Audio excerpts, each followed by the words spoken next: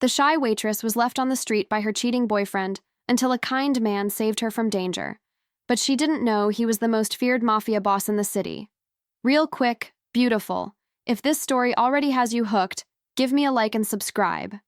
We're building the ultimate romance community where thousands of women come together for stories that make us feel alive. The rain hit the pavement like bullets. And honey, that wasn't even the most dangerous thing on 5th Street that night. Emma Clark pressed herself against the brick wall of Murphy's diner, her uniform soaked through, mascara running down her cheeks in black rivers. 23 years old and stupid enough to believe Jake Martinez when he said he loved her. Turns out, loving someone doesn't stop them from emptying your bank account and leaving you on the worst street in the city at 11 p.m. Smart girl, terrible taste in men. Well, what do we have here? The voice came from the shadows, followed by 3 men who looked like they'd crawled out of a crime show casting call. The tall one had a scar running from his ear to his jaw. His friends flanked him like hungry wolves who'd just spotted dinner. Emma's hands shook as she clutched her purse. The self-defense class she'd taken at the community center suddenly felt like a joke. 1 woman against 3 men who clearly made a living out of being terrifying? The math wasn't in her favor. "I don't have any money," she said, hating how her voice cracked. They laughed. Of course they laughed. This wasn't about money. This was about power. About fear. About 3 predators who'd found prey. Time slowed down. She could hear her heartbeat pounding in her ears, could feel every raindrop hitting her skin like tiny needles. Every instinct screamed at her to run, but her legs felt like concrete. The scarred man took a step closer, close enough that she could smell cigarettes and whiskey on his breath. Then she heard it. The sound of expensive shoes on wet pavement. Calm, measured, completely unafraid. "Gentlemen?" The voice was smooth as aged bourbon, with an edge sharp enough to cut glass.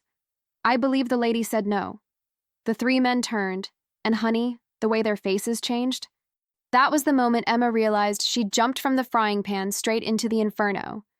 Because the man standing in the rain, looking like he'd stepped out of a magazine in his perfectly tailored suit, wasn't her savior.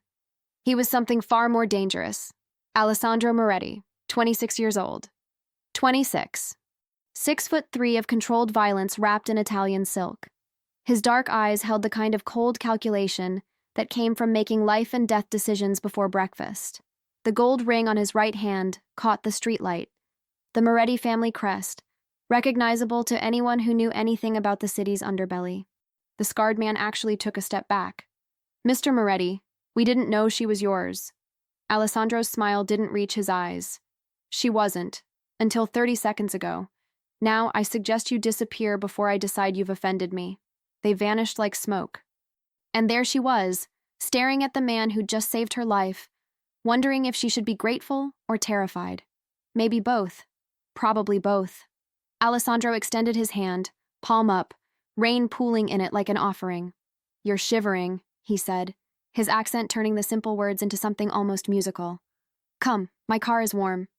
Now let me tell you something about Alessandro Moretti that you need to understand right from the start.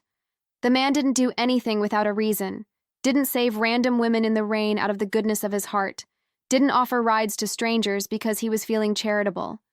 But here's the thing, Emma Clark, soaked to the bone and looking like a drowned kitten, didn't know that yet. The car was a black Mercedes, the kind that cost more than Emma would make in 5 years of slinging coffee and eggs at Murphy's. The leather seats were softer than her bed. The interior smelled like expensive cologne and danger. Alessandro draped his jacket over her shoulders without asking, the weight of it heavy and warm and laced with his scent. "Where do you live?" he asked, pulling smoothly into traffic. His hands on the steering wheel were steady, confident. Everything about him screamed control.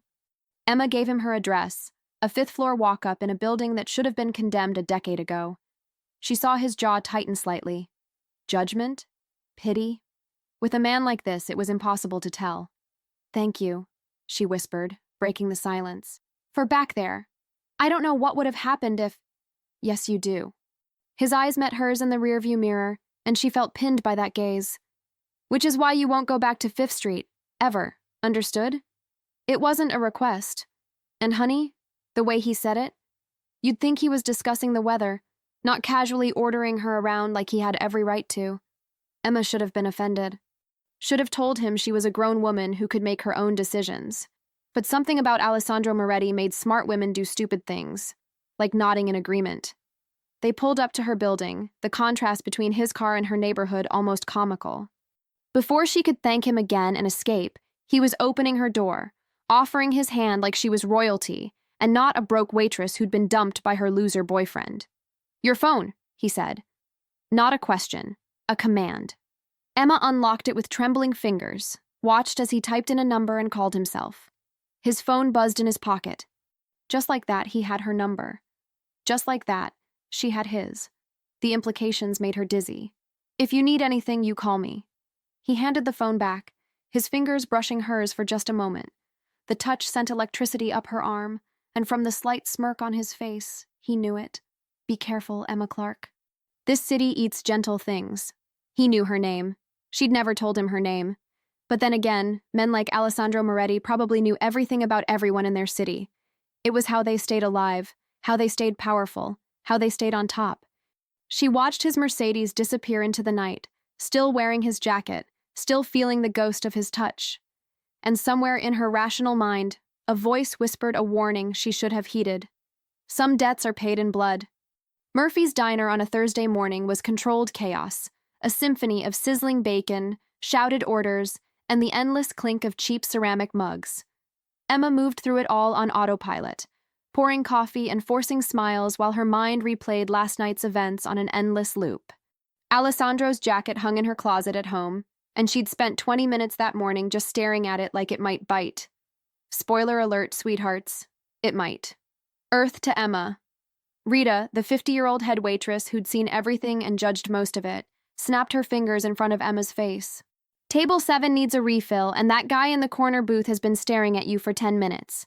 Either he's a creep or you've got an admirer. My money's on creep." Emma turned to look.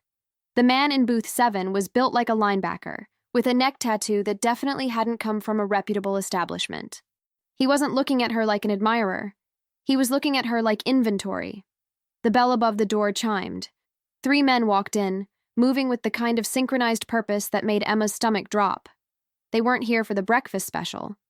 The restaurant went quiet, that particular silence that happens when predators enter a room full of prey. The tattooed man in booth 7 stood up. "Mr. Moretti sent us, said you might need an escort home after your shift." Rita's eyes went wide. She grabbed Emma's arm, her grip tight enough to bruise. "Emma Clark, what in God's name have you gotten yourself into?" "Good question, Rita. Excellent question." "I don't need an escort," Emma said, trying to keep her voice steady. The entire diner was watching now, a room full of witnesses to whatever this was. "Please tell Mr. Moretti thank you, but I'm fine." The man smiled, and it wasn't friendly. "Mr. Moretti doesn't take no for an answer. And after what happened to your ex-boyfriend last night, I'd think you'd appreciate the protection." The coffee pot in Emma's hand slipped, shattering on the floor in an explosion of glass and hot liquid. "What happened to Jake?" "Let's just say he won't be stealing from anyone else anytime soon. Mr. Moretti has a way of solving problems. Permanently." The implications hit her like a freight train. Alessandro had found Jake, had done something to him. Because of her, because she'd told him, no, wait, she hadn't told him anything about Jake, which meant he'd found out on his own, which meant he'd been looking into her. The phone in her pocket buzzed, a text from an unknown number, though she knew exactly who it was. "Accept the escort. We need to talk. Tonight, 8 p.m. I'll send a car. Wear something nice. A." Emma looked at the 3 men, at Rita's concerned face, at the entire diner full of people who would gossip about this for weeks. She thought about Jake, about what "won't be stealing from anyone else" actually meant. She thought about debts and danger and the way Alessandro had looked at her in that car. She typed back, "I don't take orders." The response came immediately. "Yes, you do. You just don't know it yet. 8 p.m., Emma. Don't make me come get you." The dress code in Emma's closet ranged from laundromat casual to that one outfit for funerals. Something nice wasn't exactly in her repertoire. But here's the thing about being broke in a city that runs on appearances. You get creative or you get left behind. The black dress she'd worn to her cousin's wedding 3 years ago would have to do, even if it was a size too big now thanks to the can't-afford-groceries diet. At 7:50 p.m., Emma stood in front of her bathroom mirror, trying to recognize the woman staring back. The girl who'd believed Jake's lies seemed like a different person. The girl who'd cowered on 5th Street might as well have been a stranger. This version of Emma Clark, the one about to have dinner with a man who solved problems permanently? She was someone new, someone she wasn't sure she liked yet. The Mercedes arrived at exactly 8 p.m., because of course it did. Men like Alessandro Moretti didn't do anything approximately. The driver was different from last time, older, with gray at his temples and a scar that ran down his neck. He opened the door without a word, his expression carefully neutral. The restaurant was the kind of place Emma had only seen in movies, Cristallo's, where reservations required knowing someone who knew someone, and the cheapest bottle of wine cost more than her monthly rent. The maitre d' took one look at her, and his professional mask slipped just slightly. She didn't belong here, and everyone knew it, except Alessandro. He stood when she approached, dismissing the maitre d' with a subtle gesture. In his charcoal suit, he looked like he'd been carved from marble by an artist who understood power. His dark eyes tracked her movement across the room. And honey, the way that man looked at her, it should have been illegal. "You came," he said, pulling out her chair. His hand brushed her shoulder as she sat, and she tried not to notice how her skin responded to even that casual touch. "I wasn't certain you would. You said you'd come get me if I didn't. That felt like a threat I should take seriously." Emma met his gaze directly, channeling a bravery she didn't feel. "What did you do to Jake?" Alessandro's smile was cold. "Nothing he didn't deserve. He stole from you. $2,300 from your savings account. Used your credit cards to book a hotel room with his actual girlfriend. Left you on 5th Street like trash." He leaned forward slightly. "Men who treat women like that need to learn lessons. I taught him one." "You had no right." "I had every right." His voice was soft, but there was steel underneath. "You're under my protection now. That means anyone who hurts you answers to me. It's not negotiable, Emma. It's how my world works." The waiter appeared with wine Emma hadn't ordered, probably from a vintage that had its own security detail. She watched Alessandro taste it, approve it, watched the careful dance of service and power. This was his kingdom, and she was completely out of her depth. "I don't understand why," she said finally. "Why me? Why help a random waitress? Men like you don't do anything without a reason." Alessandro was quiet for a moment, swirling wine in his glass. When he spoke, his voice carried something she hadn't heard before, something almost like honesty. "My mother was a waitress, 24 years old when my father found her working a late shift. 3 men cornered her in an alley. My father saved her, married her 6 months later. She died when I was 10. He set down his glass. "So no, Emma. You're not random. And I always have a reason." The implications of that statement settled over the table like fog. This wasn't charity. This wasn't even attraction, though the air between them was thick enough to cut. This was something else entirely. Something that felt like destiny wearing a 3-piece suit. The pasta was probably incredible, but Emma couldn't taste it. Every nerve in her body was focused on the man across from her, on the weight of his words, on the dangerous territory she was wandering into without a map. Alessandro ate with the same controlled precision he seemed to apply to everything. Measured, efficient, perfectly executed. "I have a proposition for you," he said, setting down his fork. And honey, the way he said proposition made it sound both promising and threatening at the same time. "Your landlord is raising your rent next month, $300 more than you can afford. Murphy's Diner is closing in 6 weeks. Health code violations they can't fix without money they don't have. You're about to be homeless and jobless simultaneously." Emma's appetite vanished completely. "How do you—" "I know everything about everyone in this city who matters. And you matter now." He leaned back, his gaze never leaving her face. "I own a restaurant. Moretti's. You've probably heard of it." Of course she'd heard of it. Everyone had heard of it. Moretti's was where politicians made deals, where celebrities were photographed, where the elite of the city went to be seen. It was also, according to rumor, where the Moretti family conducted business of a very different nature in the private rooms upstairs. "I need a hostess, someone presentable, intelligent, and capable of discretion." Alessandro's fingers drummed once on the table, a gesture so small she almost missed it. "The pay is $4,000 a month plus tips. I provide the wardrobe. You work 5 nights a week, 6 p.m. to midnight. You smile at my guests, seat them appropriately, and forget everything you see or hear. Can you do that? $4,000. $4,000. Emma made barely $1,800 at Murphy's, and that was with double shifts that left her feet bleeding and her back aching. This was life-changing money. This was pay off debt and actually eat money. This was too good to be true. Which meant it absolutely was too good to be true. What's the catch? Emma asked. Because men like you don't pay people that much to smile and seat guests. What do you really want from me? Alessandro's smile was approving, like she'd passed a test. Smart. I like that. The catch is simple. You belong to me. Not sexually, he added, seeing her expression, but publicly. You arrive with me, you leave with me. You wear what I choose, you speak to who I allow.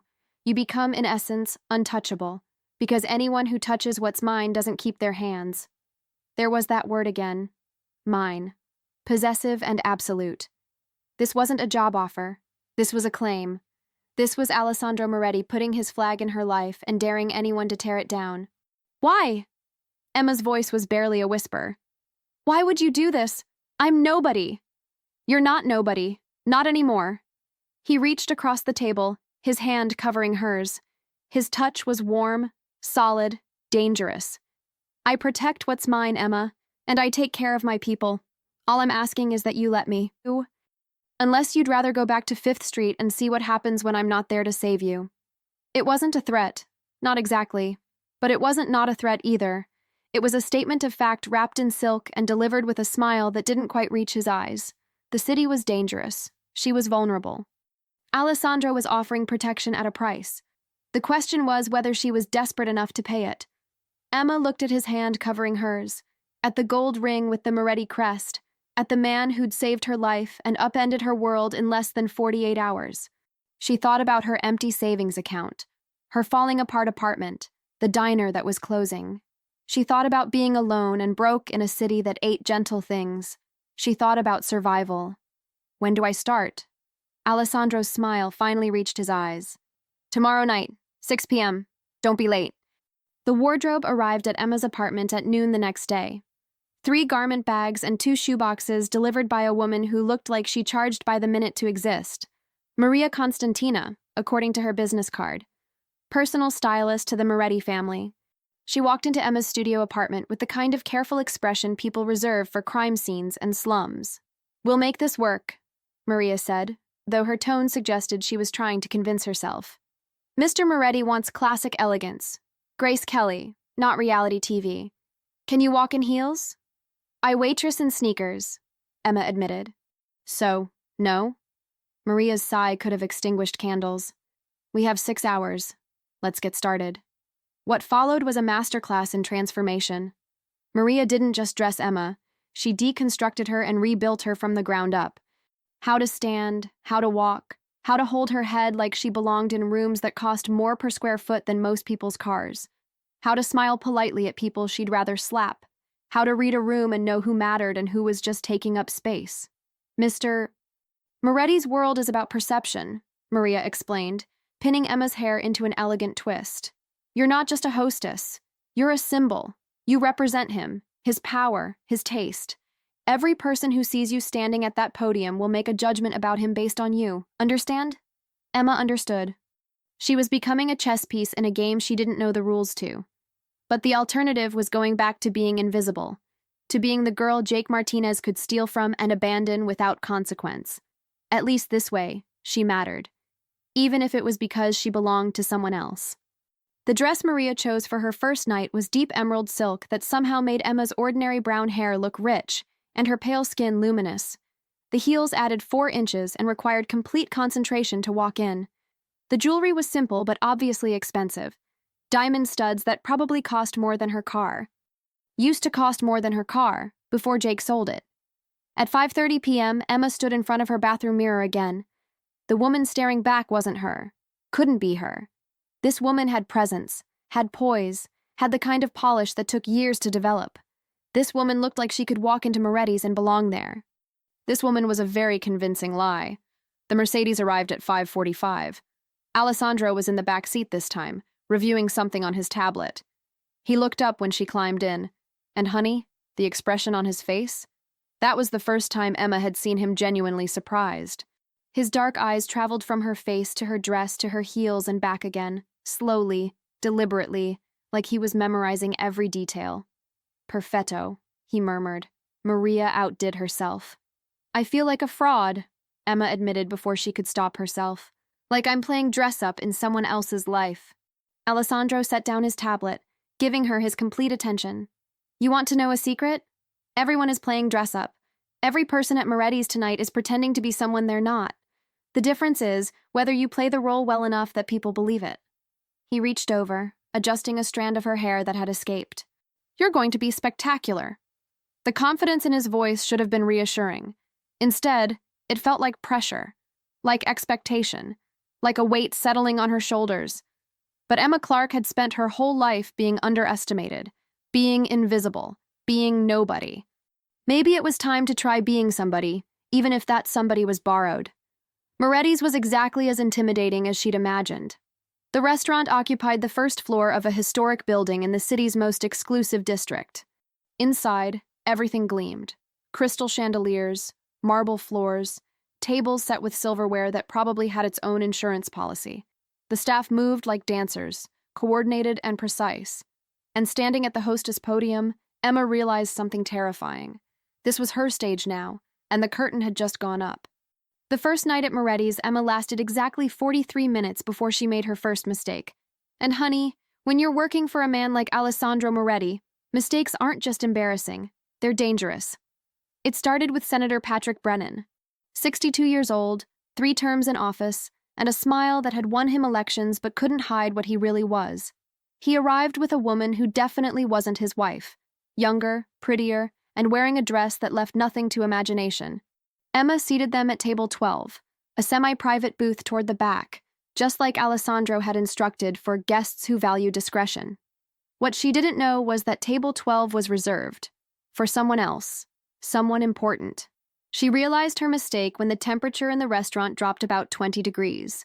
Alessandro appeared at her elbow, his hand settling on her lower back in a gesture that looked casual but felt like a warning.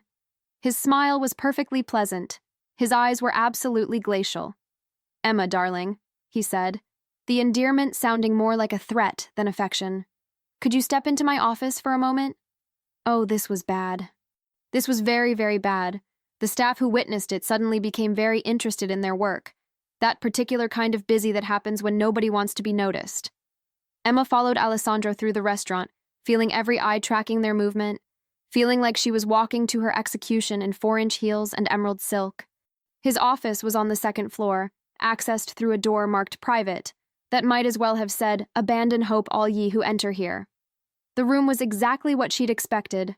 Dark wood, leather furniture, floor-to-ceiling windows overlooking the city. A reminder that Alessandro saw everything from up here, controlled everything. He closed the door with a soft click that sounded like a gunshot. Table 12, he said quietly, dangerously, is reserved for Vincent Calabresi. He arrives at 7:30 every Friday with his associate. You just gave his table to a senator whose wife hired me last month to find out if he's cheating. Alessandro leaned against his desk, arms crossed. So now I have to move Brennan without insulting him, reseat Vincent without him thinking I'm disrespecting him, and explain to Mrs. Brennan why her husband is at my restaurant with a woman young enough to be his daughter. Do you understand the problem? Emma's throat felt tight. I'm sorry. I didn't know. That's the point. You don't know. You don't know who's connected to who's at war with who can't be in the same room as who without blood being spilled. His voice was still soft, but there was steel underneath. This isn't Murphy's Diner, Emma. Here, where someone sits can mean the difference between a business deal and a body in the river. I need you to learn. Fast. Then teach me, Emma said, finding courage she didn't know she had. You hired me to do a job. Train me properly instead of expecting me to read your mind. For a long moment, Alessandro just stared at her. Then, impossibly, he smiled. A real smile, not the polished mask he showed the world. There she is, the woman who sent 3 grown men running on 5th Street. I was wondering if Maria had dressed her out of you. He pushed off from the desk, closing the distance between them in 2 strides. Emma's breath caught. He was close enough that she could smell his cologne, close enough to see the flecks of gold in his dark eyes, close enough to be dangerous in an entirely different way. "I'll teach you," he said softly. "But Emma, next time you make a mistake like that, there won't be a conversation, there will be consequences. I protect what's mine, but I also demand excellence. Understood?" She nodded, not trusting her voice. His hand came up, adjusting the diamond stud in her ear with a touch that felt far too intimate for an employer. "Good girl. Now let's go fix this mess together." 3 weeks into her new life, and Emma had learned more about human nature than she'd learned in 23 years of existence. She learned that the mayor took bribes from developers and hid them in his wife's boutique. She learned that the police commissioner's son had a gambling problem and owed money to very dangerous people. She learned that the city's most celebrated philanthropist was sleeping with his daughter's husband and embezzling from his own charity.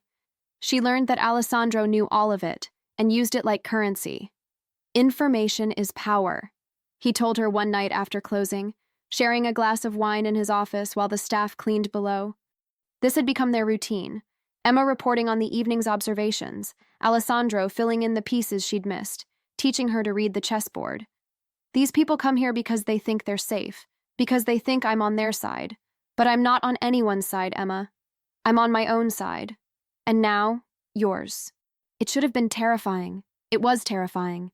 But it was also intoxicating, being let into his world, seeing how power really worked behind the curtain. Emma found herself looking forward to these late-night sessions, to the way Alessandro looked at her when she made a particularly astute observation, to the casual touches that were becoming less casual every day. The problem with getting comfortable in dangerous places?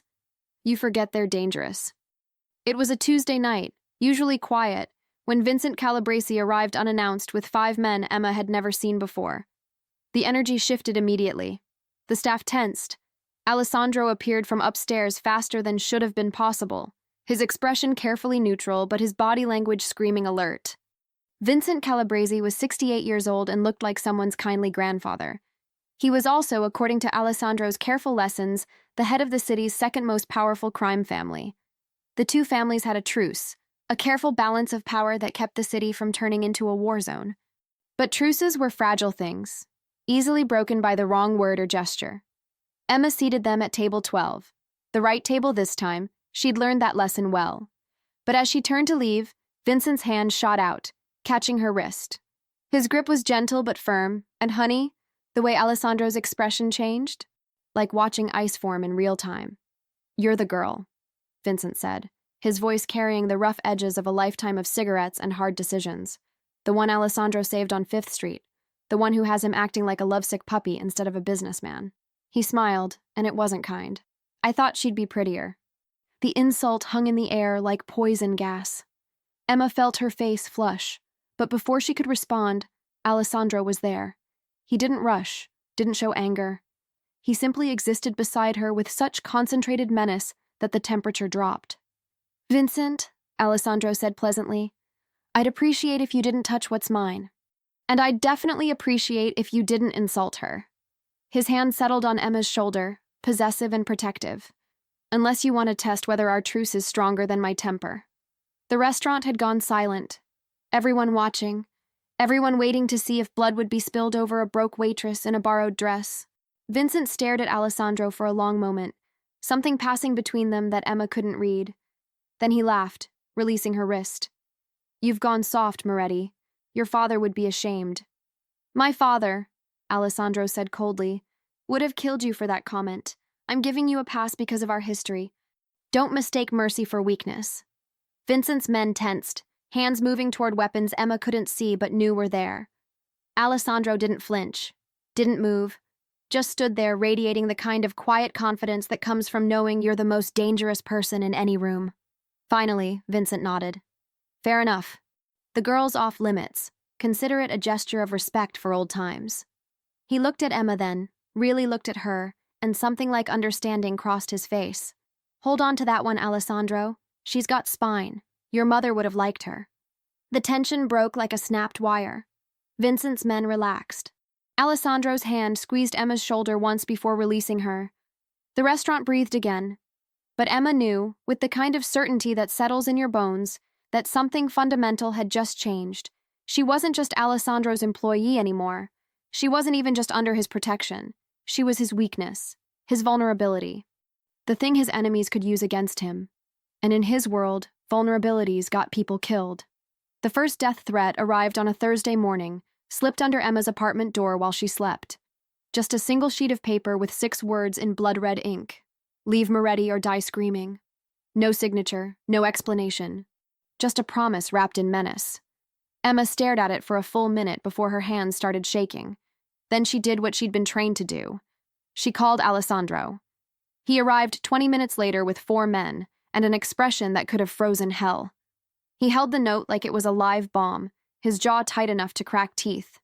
"Pack a bag," he said. "You're not staying here. This is my home. This is a 5th-floor walk-up with locks a child could pick and neighbors who wouldn't hear you scream. It's not safe. It was never safe, but now you're a target." Alessandro's eyes met hers. And honey, the fear she saw there was more terrifying than the threat. Because men like him didn't scare easy. "Someone wants to hurt me through you, which means you don't leave my sight until I find them." Emma wanted to argue, wanted to insist she could take care of herself. But the truth was, she couldn't. Not against whoever had written that note. Not in this world where power was measured in violence and loyalty was bought with blood. So she packed a bag, while Alessandro's men swept her apartment for bugs and cameras, and God knew what else. The penthouse was everything Emma had imagined, and nothing she'd expected. Top floor of a building Alessandro owned, with views that stretched across the entire city. Floor-to-ceiling windows, minimalist furniture, a kitchen that looked like it had never been used. But it was the security that really impressed. Cameras, reinforced doors, armed guards in the lobby. This wasn't just a home. It was a fortress. "Guest room is there," Alessandro said, pointing down a hallway. "My room is at the end. You need anything, you knock. You hear anything suspicious, you come to me. You don't leave without security. You don't trust anyone except me and the men I specifically tell you to trust." He ran a hand through his hair, a rare gesture of frustration. "I'm sorry, Emma. I never meant for you to be in danger because of me." "You saved my life," Emma said quietly. "Whatever comes after, I chose it. I chose this job. I chose to stay when you told me how dangerous your world was." She set down her bag, meeting his gaze directly. "I'm not running." Something shifted in Alessandro's expression. Admiration mixed with exasperation mixed with something Emma was afraid to name. He crossed the distance between them in 3 strides, his hands cupping her face with a gentleness that contradicted everything she knew about him. "You terrify me," he whispered, "because I would burn this entire city down to keep you safe. Do you understand that? I would start a war. I would break every alliance. I would destroy everything my family built." His thumb brushed her cheek. "That's not protection, Emma. That's obsession, and obsession is weakness in my world." Emma's heart hammered against her ribs. They were standing too close, breathing the same air, balanced on the edge of something that felt inevitable and terrifying. "Then maybe," she said softly, "you should let me go. Send me away where I'm safe, and you can go back to being the man who doesn't have weaknesses." Alessandro laughed, but it wasn't amused. "Too late for that. Way too late." His forehead touched hers, his eyes closing like he was in pain. "You've been under my skin since that first night, since I saw you pressed against that wall, terrified but not broken, since you looked at me like I was a man and not a monster." His eyes opened, and the intensity there stole her breath. "I'm keeping you, Emma Clark, even if it destroys us both." Then he kissed her. Soft at first, testing, asking permission. But when Emma's hands fisted in his shirt, when she kissed him back with all the pent-up tension of the past 3 weeks, soft became demanding. Alessandro backed her against the wall, his body pinning hers, his hands tangling in her hair. The kiss tasted like wine and danger and promises that couldn't be kept. When they finally broke apart, both breathing hard, Emma knew with absolute certainty that she'd just crossed a line that couldn't be uncrossed. This wasn't just dangerous. This was catastrophic. Because falling for a man like Alessandro Moretti didn't end with happily ever after. It ended with blood and betrayal and broken hearts. But honey, she was already falling. The problem with death threats is they're rarely just threats. 2 days after moving into Alessandro's penthouse, Emma learned that lesson the hard way. They came at dawn, 6 armed men who'd bypassed every security measure like they were made of smoke. Emma woke to the sound of gunfire and Alessandro's body covering hers, pressing her into the mattress as bullets tore through the bedroom wall. "Stay down," he hissed, and there was something feral in his voice, something that reminded Emma exactly what he was. Not her lover, not her protector. A predator who'd learned to wear expensive suits and pretend to be civilized. The gunfire stopped. Voices shouted in Italian, commands and responses Emma couldn't translate, but understood in her gut meant death. Alessandro pulled a gun from somewhere, the nightstand, maybe, though Emma hadn't seen it there, and moved toward the door with the kind of fluid grace that comes from years of practice. "Alessandro, stay down." He didn't look back, didn't hesitate, just disappeared into the hallway where men were dying for the privilege of killing her. Emma pressed herself against the floor, her heart hammering so hard she thought it might burst. This was real. This was actually happening. People were dying 20 feet away because she'd been stupid enough to fall for a man whose world was built on violence. The silence that followed the last gunshot was somehow worse than the noise.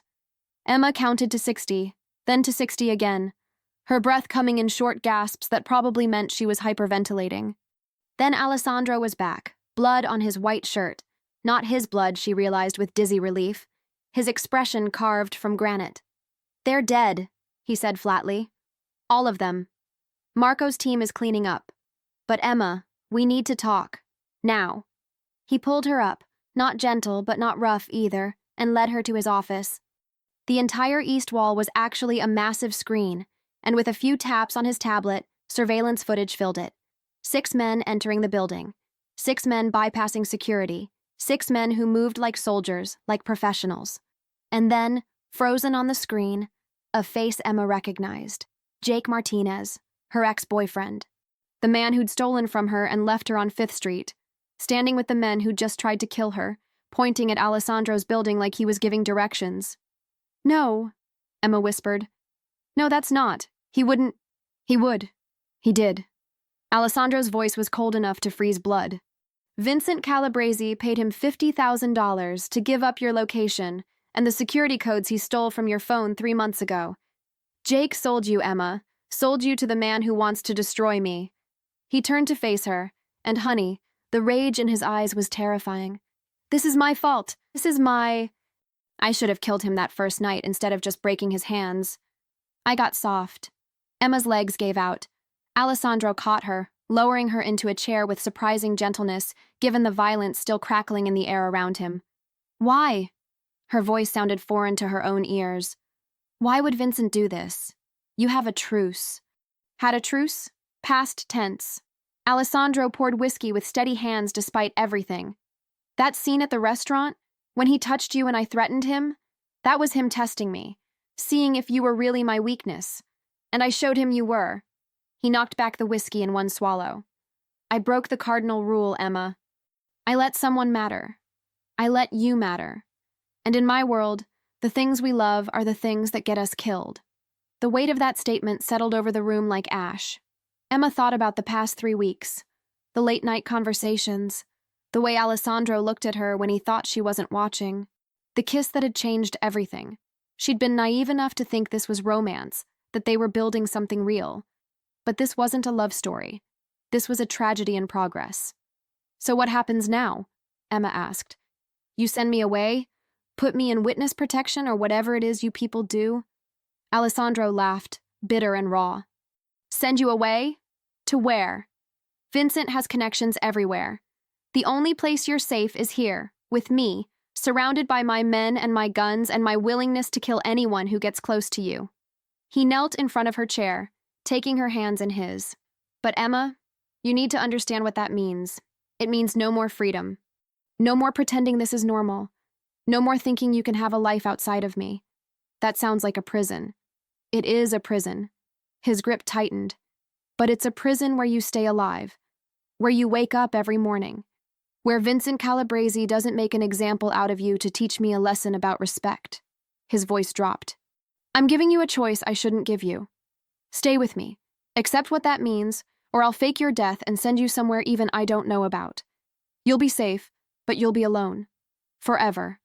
Emma had 48 hours to decide whether to stay in Alessandro's world or disappear into a life of permanent hiding. 48 hours to choose between a beautiful prison and a lonely freedom. She spent the first 24 hours not leaving the penthouse, watching Alessandro work with a cold efficiency that was somehow more terrifying than the gunfight had been. He was planning a war. That's what the phone calls and the maps and the late-night meetings with hard-faced men were about.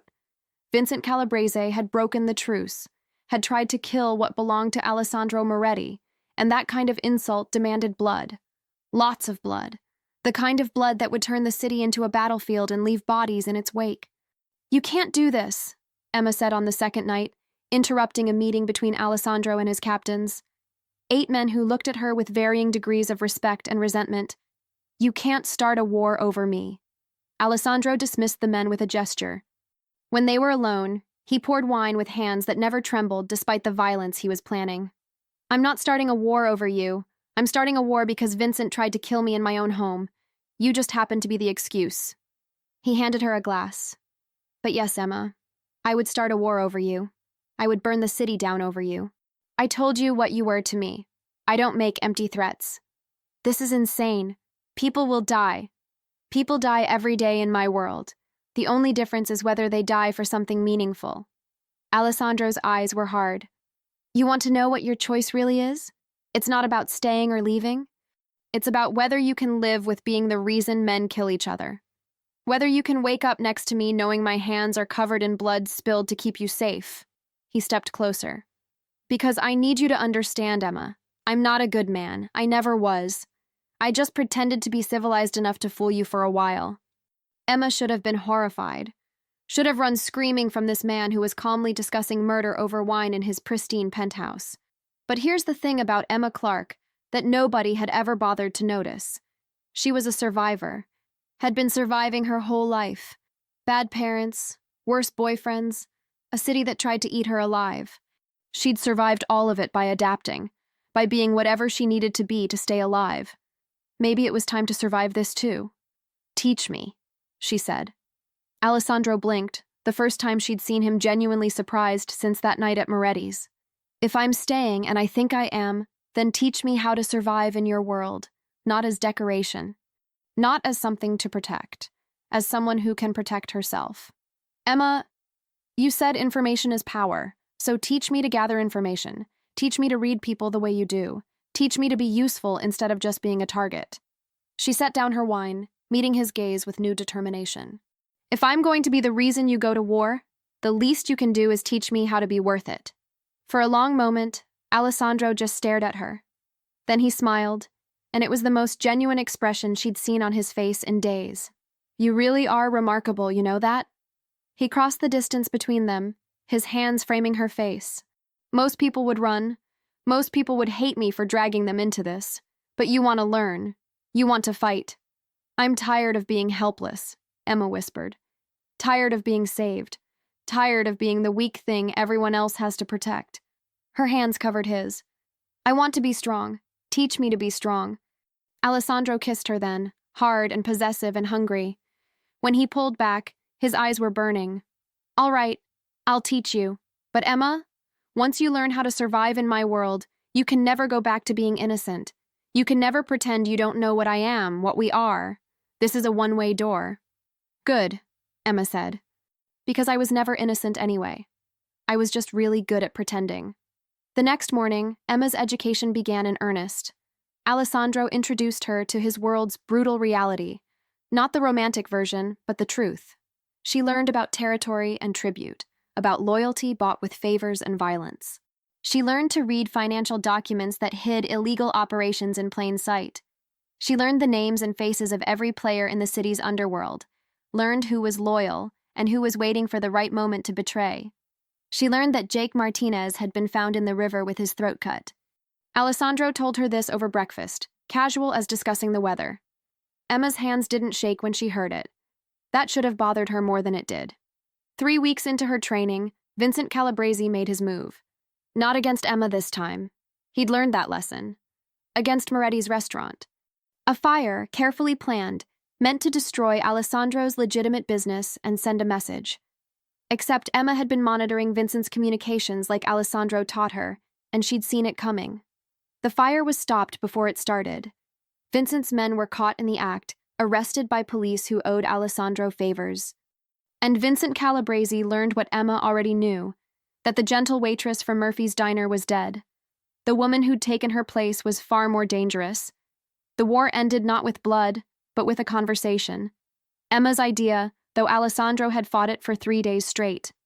But she'd learned to be stubborn in ways that even he couldn't overcome, and eventually he'd agreed.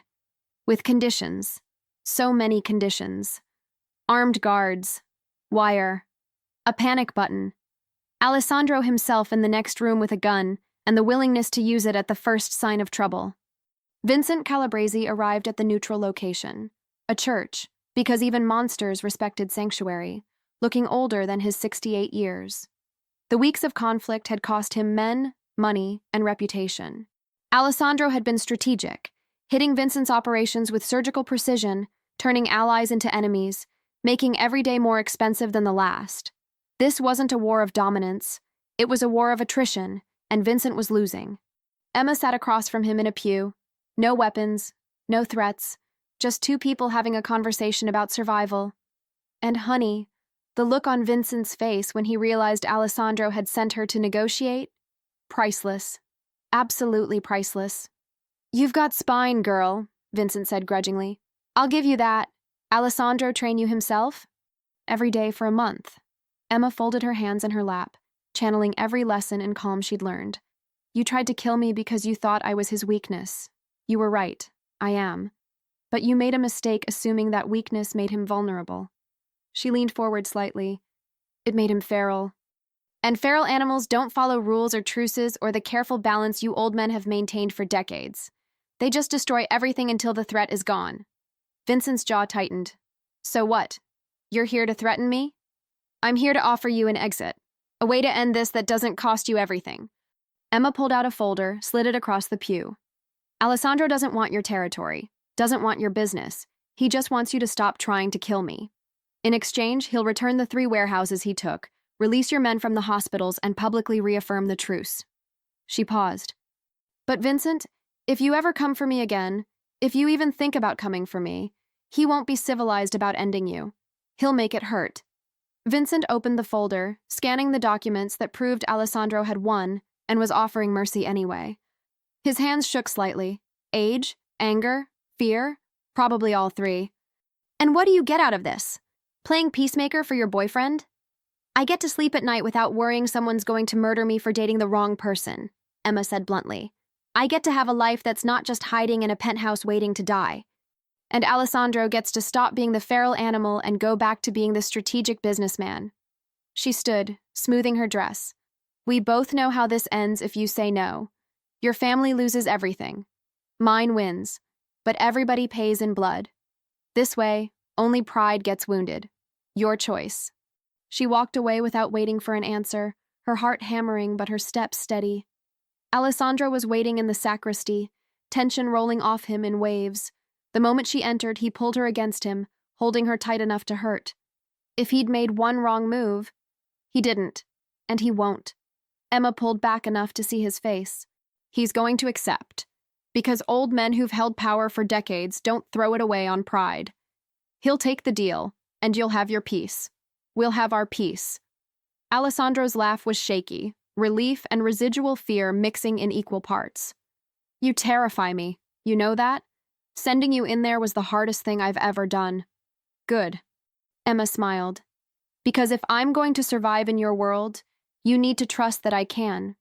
Not as someone you protect, but as someone who can stand beside you." She took his hand, threading their fingers together. Equal partners.